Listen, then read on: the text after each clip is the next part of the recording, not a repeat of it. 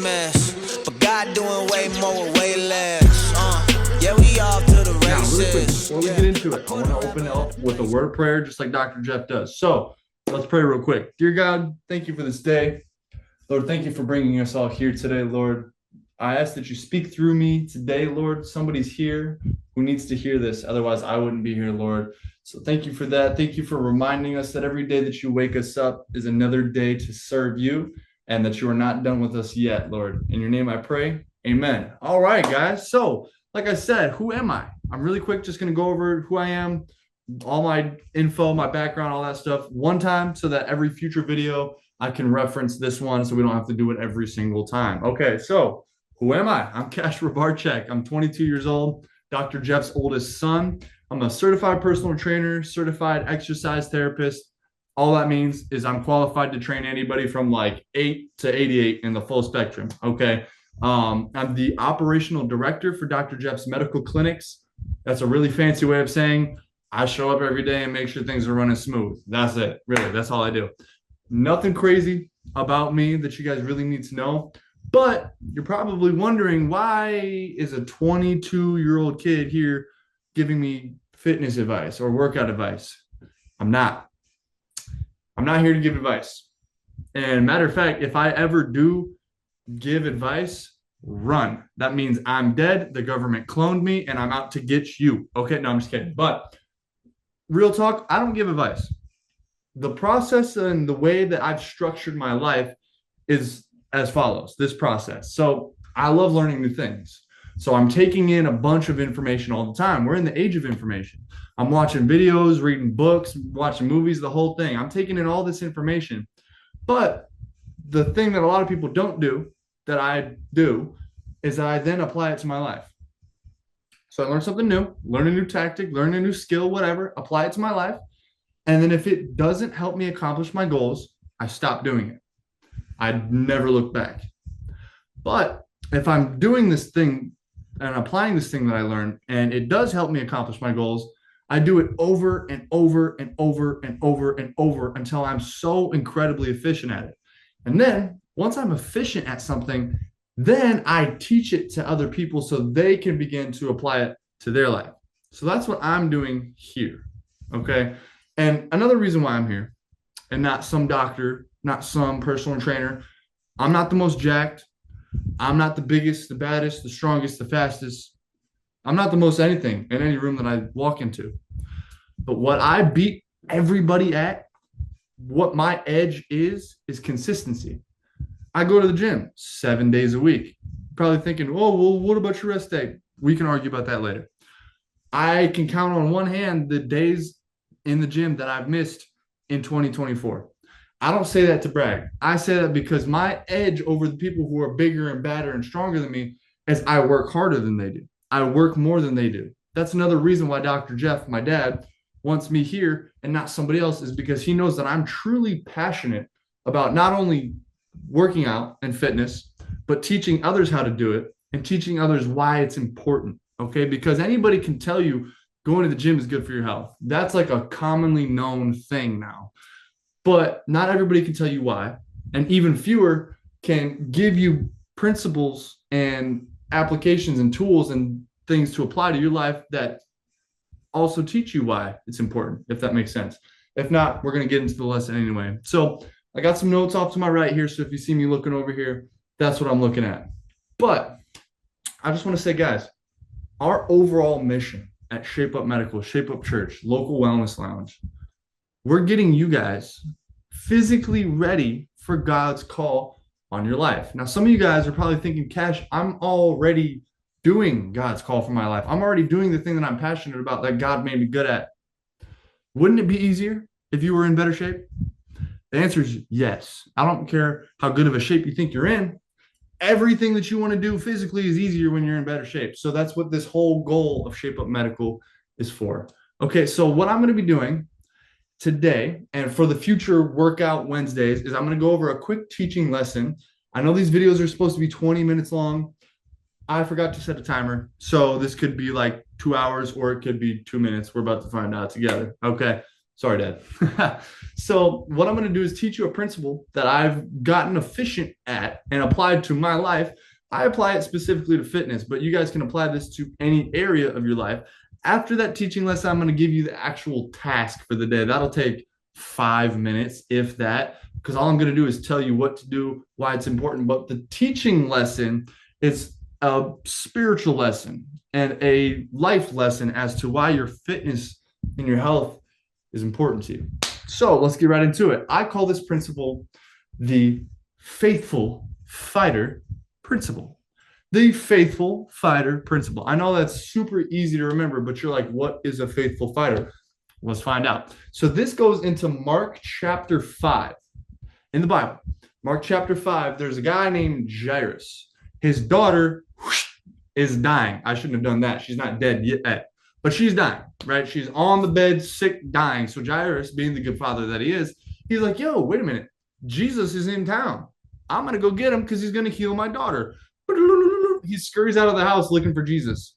He finds him. He's bumping through the crowd. He's like, yo, J Money, my daughter's sick and dying. And I know that if you just come to my house, you can heal her. So he's like, yo, dude, because of your faith, your daughter will be healed. Let's go. So they start walking back to Jairus' house, right? With all the disciples and crowds of people. Because at this point, Jesus is famous. So he's got all these people following him, all these people bumping into him and touching him. And then all of a sudden he says, yo, stop. Everybody stop. Who touched me? And the disciples, Jesus' homeboys, were like, yo, Jesus, there's like hundreds, if not thousands of people out here. You're going to get touched, okay? Don't be weird. And he's like, no. Somebody touched me, and then power went out of my body. So now while this is all going on, while they're walking back to Jairus' house, there's a woman in the same town. We don't know her name, but she's known as the woman with the issue of blood. And she is like an outcast of the city because people who were sick were like outcasts in the city. This woman had internal bleeding problems for like years, okay? So she's in excruciating pain every single day. And she hears that Jesus is in her hometown. And she's like, yo, I'm sick of this sick stuff. I'm going to go touch this guy and I'm going to be healed. She's like, if I could just touch his robe, I know I'll be healed. So she's bumping through people, getting dirty looks from strangers. She reaches out and touches Jesus's robe. Boom, instantly healed. No one, and she could feel it. I've heard rumors that scholars say she like stood up taller and was like, oh, I feel good. And that's when Jesus was like, yo, stop. Who touched me? Who touched me and took power out of my body? And everyone's kind of looking around, and this woman is like, it was me. She was a little hesitant, but she was like, it was me. And Jesus is like, because of your faith, you're healed. Okay? I'm getting to the point here. Stay with me. Because of your faith, you are healed. And she went on her way.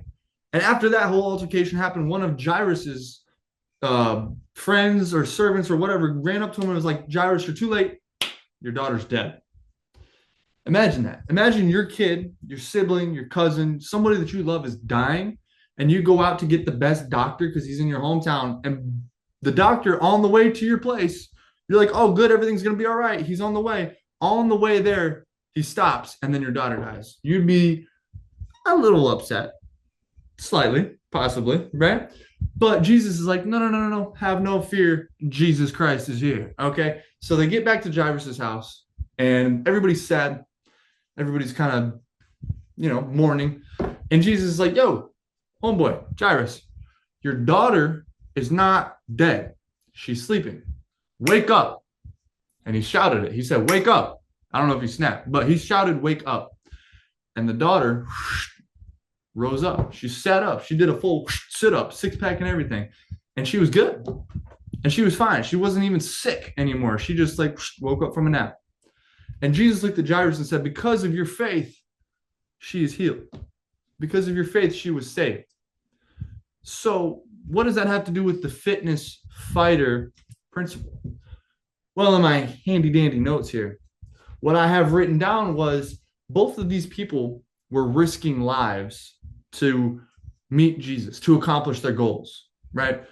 The woman was risking her life. If she was going around touching people being sick, she could have been thrown out of the city to fend for herself. She was risking her life to touch Jesus. Jairus was risking his daughter's life. Imagine your kid is sick and dying and you decide to go leave them. That's risking a life, right? That's a scary thing as a parent.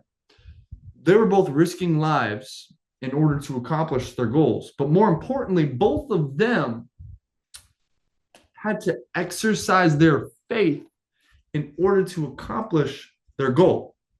They had to not just take a step of faith. Everybody's heard the phrase, take a step of faith, take a leap of faith. If you take a leap of faith, all you're going to get is leap of faith results. All you're going to get is step of faith results. But when you exercise that faith into massive action, oh boy, you're going to get massive results. This woman had been suffering with issues for decades. She took a massive risk by touching healthy people who could have killed her. She touched Jesus, boom, healed, done, problem solved. Jairus left his dying daughter to go miles away, the Bible says, to find Jesus. His daughter dies. He comes back and raises her from the dead. He had to exercise extreme faith, and he got an extreme result. So you and I have to exercise our faith in extreme ways. Now, what does that look like for us? Well, for one, you're here, right? You exercising your faith brought you here. Okay. There's a lot of weight loss businesses. You can go on YouTube for free to look up how to lose weight, but you paid money to be here, where you know somebody who got, you did whatever you had to do to get here.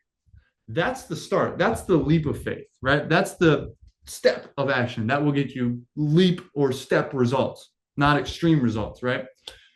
Because here's the problem. 93% of people, I'm looking at the stat right here. I can see it. Don't ask me for the study. I can find it if you want, but it'll take me a minute.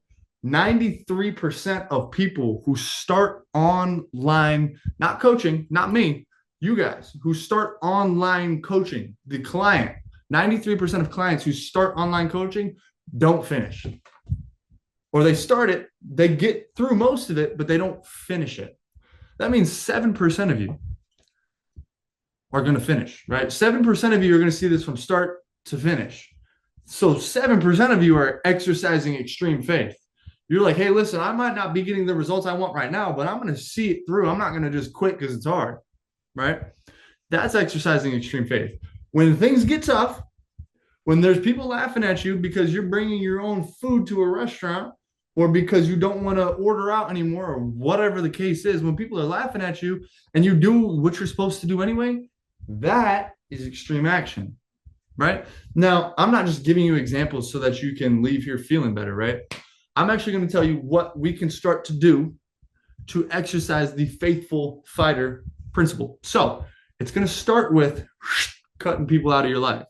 Now, not completely, and also not, not completely. Like, well, here's what I mean. There are going to be people that you're close to that are going to hear that you're starting a fitness journey, and they are going to do whatever they can to pull you out of it, right? Because they only see you as the unhealthy person that you are.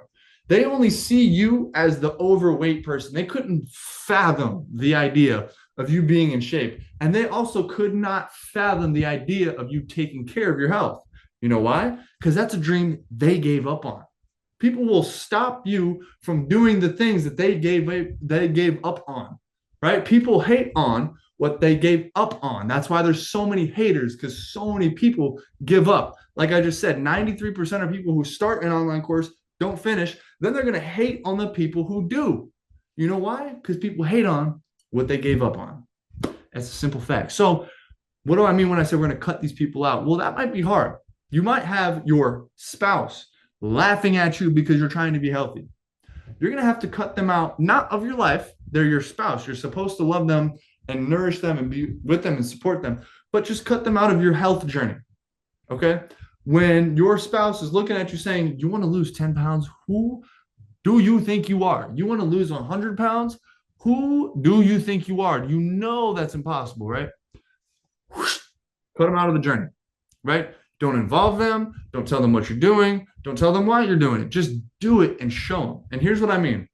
There's a book that I'm rereading. I've read it twice, but I'm reading it for the third time, by Patrick Bet-David. If you don't know who he is, go check him out. The man's a genius, right? But he wrote this book called Choose Your Enemies Wisely. Okay? Now, technically, this book is about business planning, right? It's for entrepreneurs or business owners. So, not necessarily the book for everybody, but the first 5 chapters of this book are all about how to use emotion to accomplish your business goals or accomplish any goal that you set, right? So, what does that mean? He talks very in depth about choosing the correct enemy, right? And not an enemy that you want to get revenge on, that you want to hurt, that you want to kill, but an enemy motivates you. A wise man learns more from his enemies than a fool does from his friends. Okay, that's a famous quote from somebody smarter than me, right? Don't ask me who it's from. I can find out later. But that's the quote, right? That's where this comes from. So we're gonna find somebody. This is your first task, by the way. I'm gonna go over it at the end, but your first task is you have to find somebody who does not believe in you, and don't focus so much on what they're saying. Just focus on the person. Look at their face. Imagine their face every day when you're about to eat or when you're about to go to the gym, because that person doesn't believe in you. Now, I understand Dr. Jeff has told you about why power, finding your why, and why power is stronger than willpower, but that doesn't mean give up on willpower, right? This is building your willpower. When you have somebody chirping in your ear, constantly reminding you of how not enough you are, how inadequate you are, that's going to fuel you, right? I call that dark energy, right? Now, using dark energy isn't necessarily the greatest thing, but sometimes your anger fuels you. God gave anger to human beings, right? Because it's an emotion. It fuels us. And it's not a problem as long as it doesn't consume you. Anger becomes a problem when it turns into rage. Rage is when you're consumed with anger, right? But being angry is a human process. So I need you to find somebody who makes you angry, not rageful, not spiteful, not revengeful. Dear God, no. But somebody who's like, oh, okay, you know what? I'm going to prove you wrong.